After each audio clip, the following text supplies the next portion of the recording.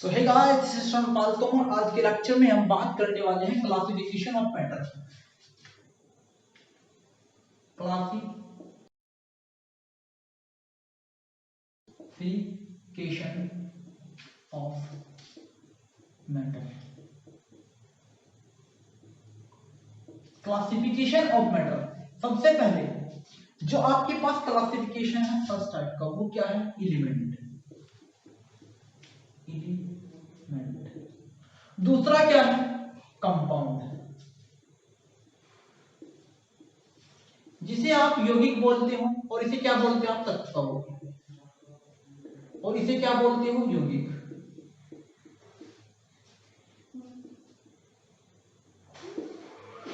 और तीसरी तरह का जो है उसे क्या बोलते हैं? Mixture. Mixture.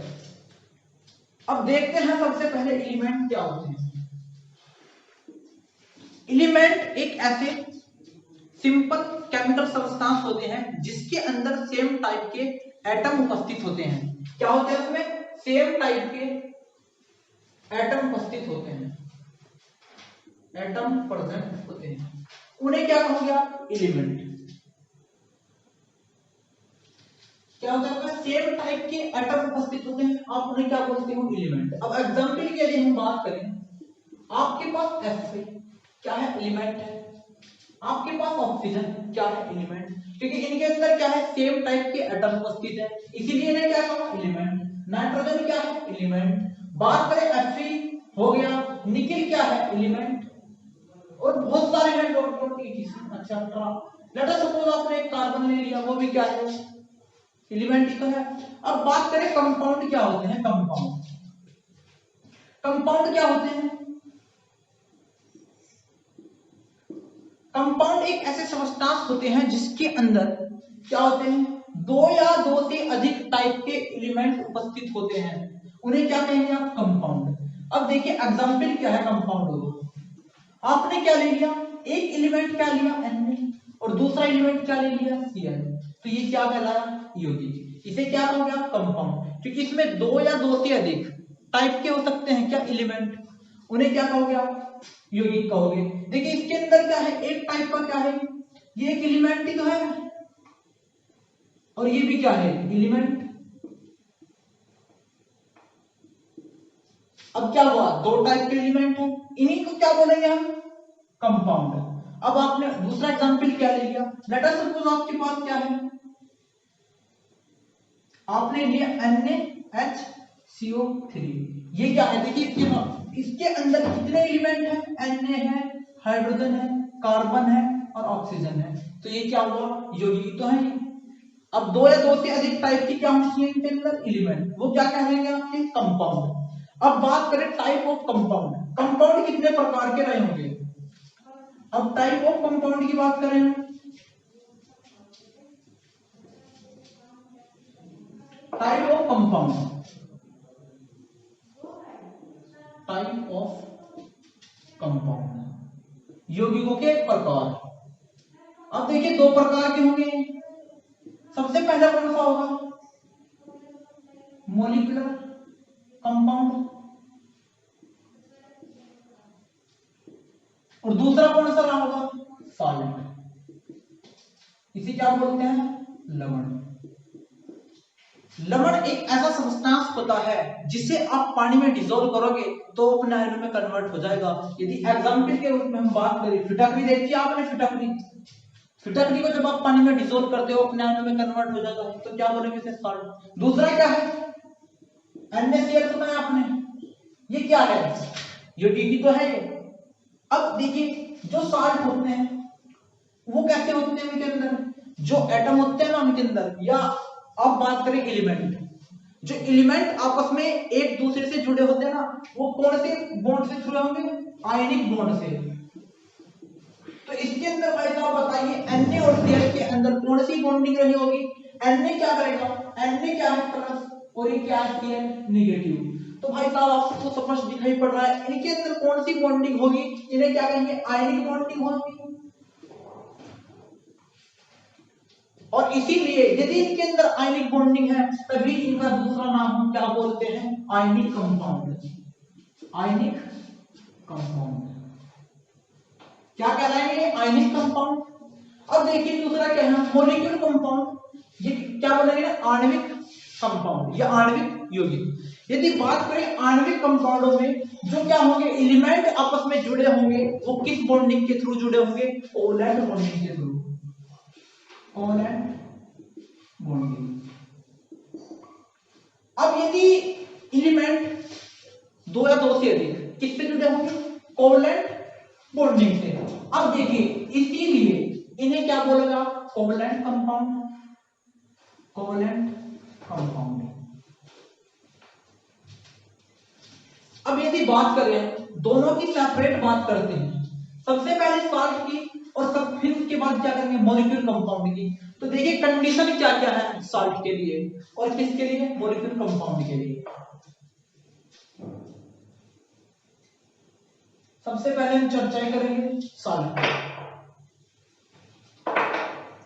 Let us suppose आपने क्या लिया, आपने साल्ट होने के लिए आपके पास क्या होना चाहिए? पहली कंडीशन क्या है? कंडीशन आयनिक बॉन्ड फॉर्म करने के लिए कंडीशन क्या क्या हो सकती है? तो आइए देखिए। सबसे पहले आपके पास क्या होना चाहिए? मेटल। दूसरा क्या हो? Non metal. तो इनके बीच कैसी बॉन्डिंग रही होगी? Ionic bonding, ionic bonding.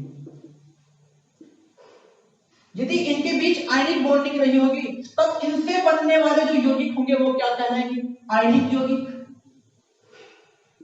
आयनिक यौगिक, आयनिक यौगिक। ये क्या बोलेंगे? Ionic compound. ठीक है।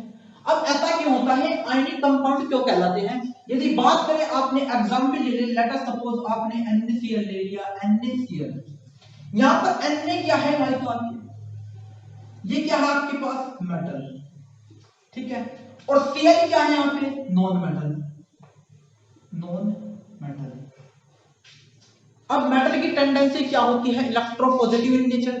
यदि इलेक्ट्रोपॉजिटिव इन नेचर रही होगी तो लेट अस सपोज ये क्या है? एक मेटल है। तो मेटल क्या करती है दुनिया में भाई साहब? मेटल क्या करने आती है दुनिया में? इलेक्ट्रॉन रिलीज करने के लिए मेटल आती है। इसने एक इलेक्ट्रॉन रिलीज कर दिया तो देखिए इसके पास जो जेड एटॉमिक नंबर वो कितना था? 11। तो आप इलेक्ट्रॉन कन्फिग्रेशन करोगे 2 और 8 क्या हो गए? और ये क्या? 1।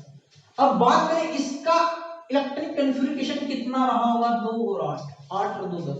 तो देखिए भाई साहब इसके आउटर मोस्ट शेल में कितने इलेक्ट्रॉन हैं? 8। तो ये क्या है? ऑक्टेट कंप्लीट है। इसने क्या करा? एक इलेक्ट्रॉन रिलीज कर दिया। एक इलेक्ट्रॉन रिलीज करने के बाद इसका क्या होगा? ऑक्टेट कंप्लीट हो गया। तो इसके ऊपर कैसा चार्ज आ गया? Positive charge.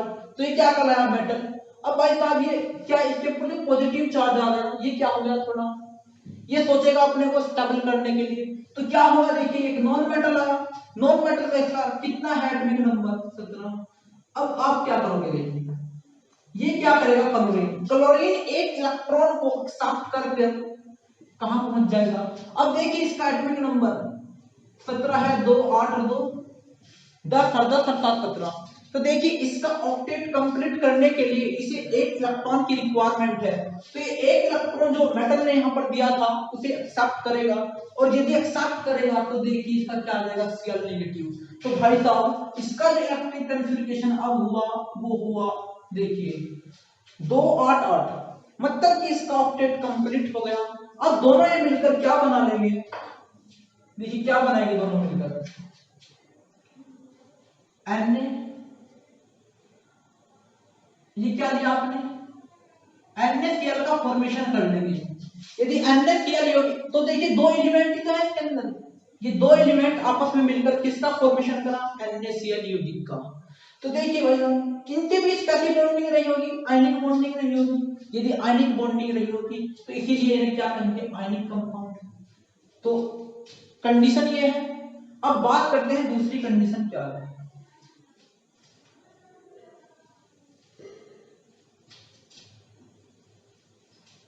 अब दूसरी कंडीशन की यदि हम बात करें,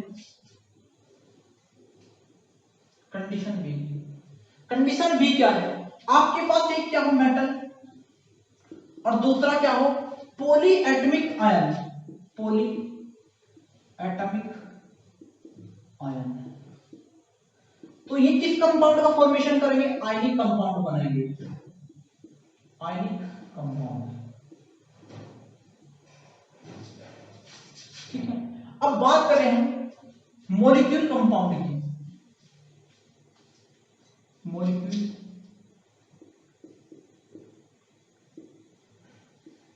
कंपाउंड या आणविक यौगिक।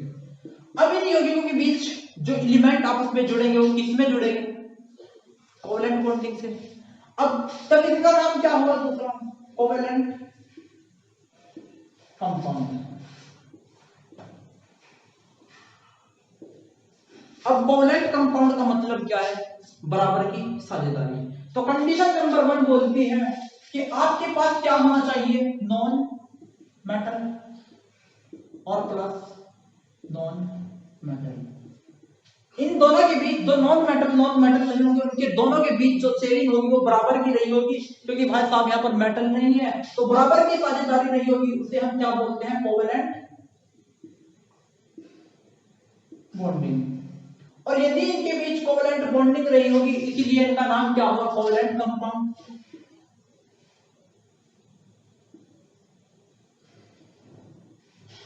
Covalent compound.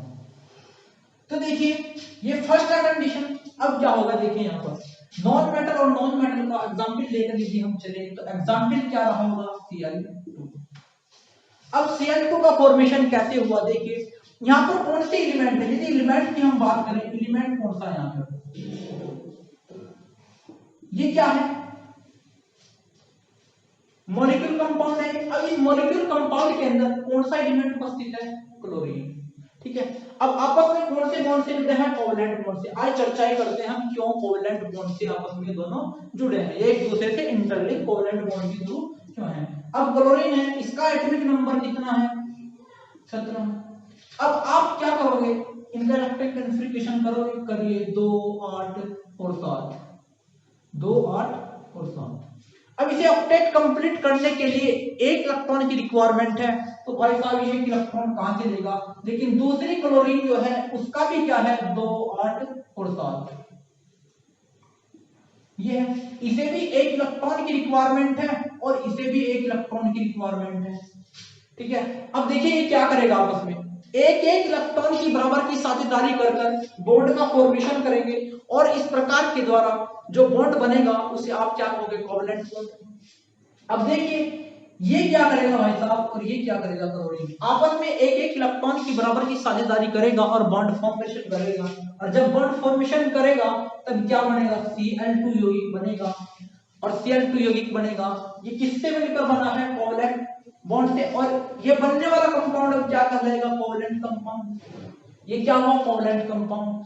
अब सेकंड कंडीशन क्या बोलती है, सेकंड कंडीशन देखिए क्या बोलती है यहाँ पर,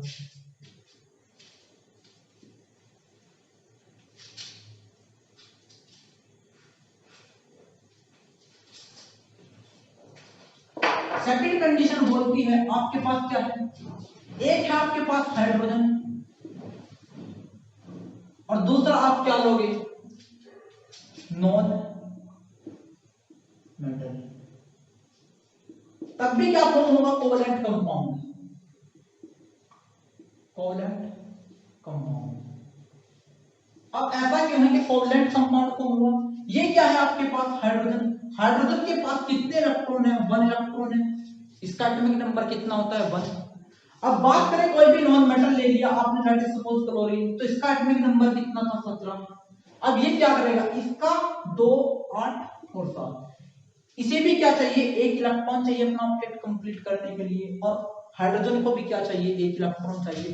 तो ये बराबर की एक एक इलेक्ट्रॉन की साझेदारी करेंगे और साझेदारी कर कर क्या बनाएंगे, कॉम्प्लेक्स फॉर्म करेंगे, और उस कॉम्प्लेक्स का क्या नाम होगा, कोवेलेंट कंपाउंड। ये क्या है, H और Cl का फॉर्मेशन किया, एक एक इलेक्ट्रॉन की बराबर की साझेदारी कर कर, तो क्या फॉर्म कर लिया इन्होंने, HCl। तो ये क्या हुआ, हाइड्रोजन, और ये क्या है यहाँ पे, नॉन मेटल। ये क्या है यहाँ पर, हाइड्रोजन,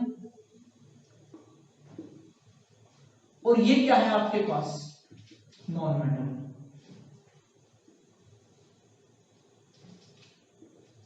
तो देखिए इसी कंपाउंड का क्या नाम होगा, कोवैलेंट कंपाउंड। अब यदि बात करें फिर जो तीसरे टाइप का आपके पास मेटल है वो क्या है, मिक्सचर।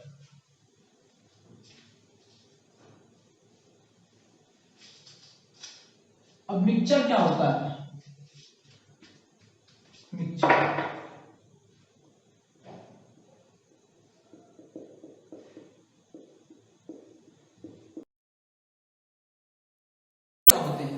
जब दो या दो से अधिक सब्सटेंस को आप आपस में इंटरमिक्स करते हो बट विदाउट केमिकल चेंज, बिना किसी केमिकल रिएक्शन हुए जब आप दो सब्सटेंस को इंटरमिक्स करते हो और उसके द्वारा जो रिजल्टिंग सब्सटेंस होता है उसे आप क्या बोलते हो, मिक्सचर।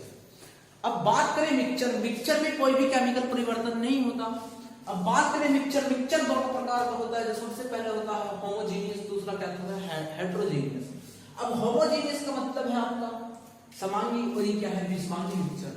अब बात करें समांगी मिक्सचर, वो मिक्सचर जिसमें दो या दो से अधिक सब्सटेंस को आप जब मिलाते हो, इंटरमिक्स करते हो, वो क्या हो जाए, यूनिफॉर्म हो जाए, आपस में क्या कर ले, यूनिफॉर्म कंपोजिशन तैयार कर ले, तो उसे क्या कहोगे आप, होमोजेनियस। और देखिए इसका सबसे अच्छा जो एग्जांपल होता है वो होता है सॉल्यूशन।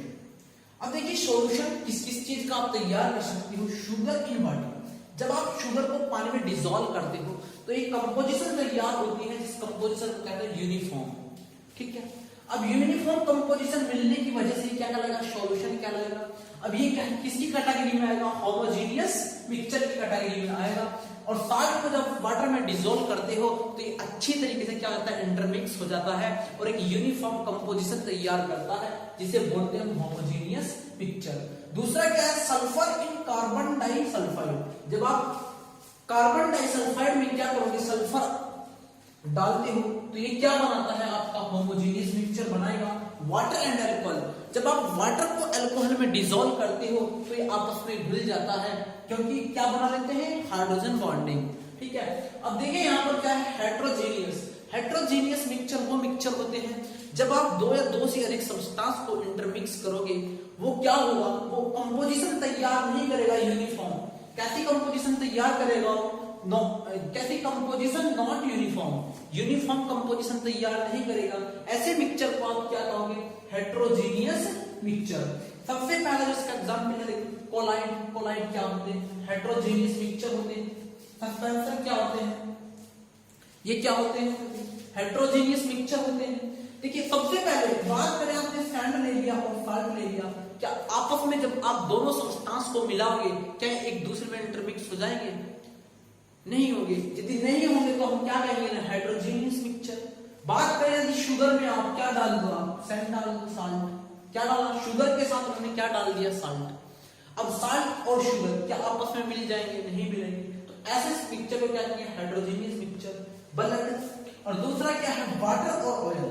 क्या आप वाटर और ऑयल को आपस में मिला के क्या मिल जाएंगे, नहीं मिलेंगे।